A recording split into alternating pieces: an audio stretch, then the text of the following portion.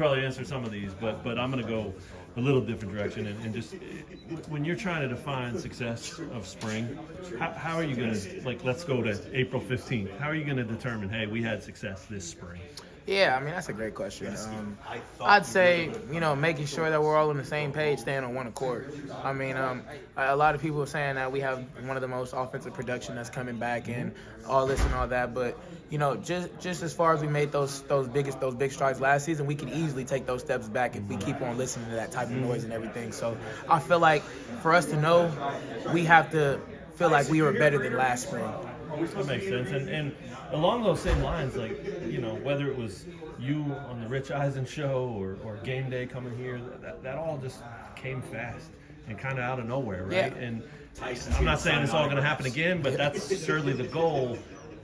If it does, yeah. Do you think having gone through it once before will have you guys more grounded, easier to handle definitely. that? I'm not saying it even affected you negatively, but just been there, done that. So like you said, everything came fast last year. I mean, I went from, just worrying about Tennessee Tech to everybody saying Heisman this, Heisman that. So everything happened so fast for me, and it wasn't something that I was able to prepare for before the season because it wasn't something I was expecting. So now that I feel like we've had that 5-0 start already, going 5-0 this year is like, all right, we need to break that barrier. We need to go 12-0.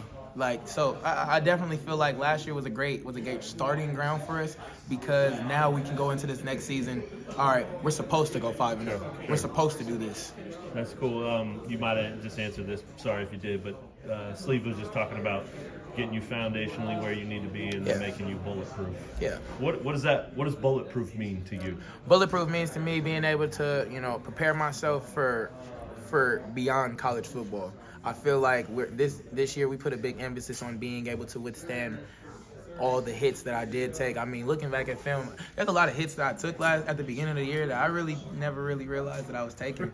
So, I mean, especially when I came back from my injury, you can kind of see the difference in between my playing styles. And I feel like how I played toward the end of the year is better for my health, I'd say, instead of just, running head first and everything like that. I feel like it would give me the ability to be able to play smarter and rather than doing too much. Nice. How do you feel?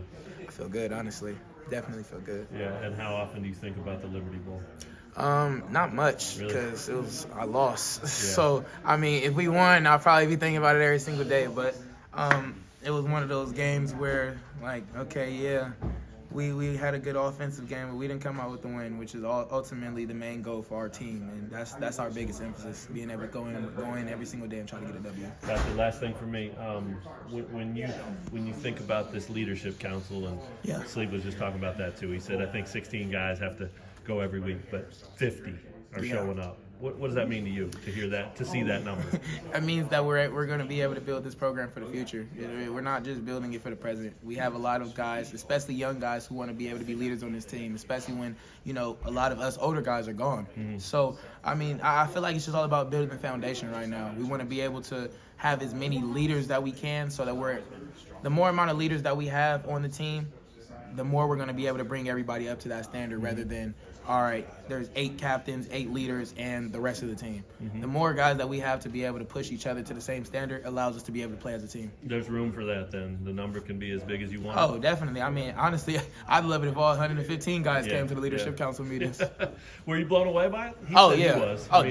Definitely. I mean, cause like last year we had 8 people on leadership council, and you can kind of see like it was a lot for just us 8 because it feels like it's just 8 people trying to lead instead of us just doing it as a collective unit. Now that we have 50 people, it allows us to be able to take less stress off of just those 8 guys, and we're able to keep on growing everybody else. That makes sense. And with the newcomers, they come in and how willing are they to lead? Some of them have played college football and stuff, right? I mean, do you see that right away, day one? Definitely. I mean, and it's hard to just come into a program and try to be a leader because you're new to everybody. Like you you have to go out there and be able to show your capabilities and be able to show the type of mentality that you have. And definitely, I feel like all the new guys who have been coming in trying to step into that leadership role have done so. Okay, last one for real.